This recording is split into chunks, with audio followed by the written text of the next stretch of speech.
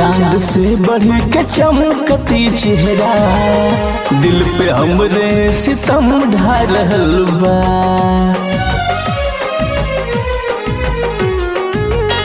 चांद से बढ़ के चमकती चेहरा, दिल पे हमरे सितम ढा रहल बा। चूड़ी छन छन करे खन खन कंगना, मनवा पागल सनम हो रहल बा।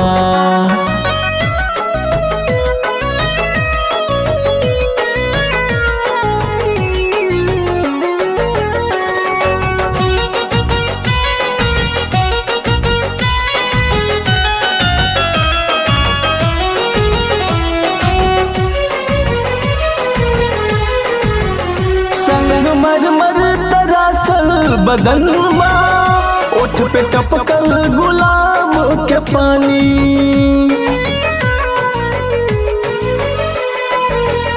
गाल खिलल खिलल जैसे कमल, झुमका झूमी झूमी कर छेड़खानी।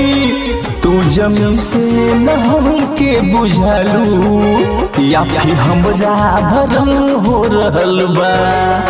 चांद से बढ़ के चमकती चेहरा, दिल पे हमरे सितम ढा रहल बा।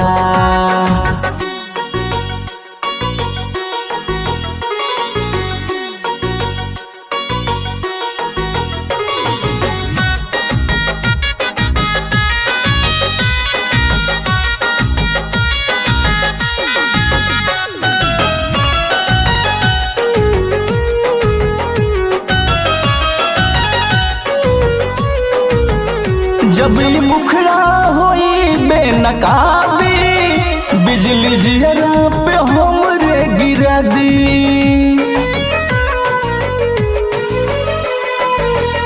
कैसे खुद के संभालब बता दो, मन में तूफान हलचल मचा दी।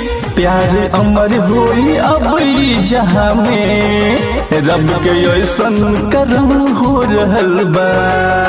चांद से बढ़ के चमकती चेहरा, दिल पे हमरे सितम ढा रहल बा। चूड़ी छन छन करे खन खन कंगना, मनवा पागल सनम हो रहल बा।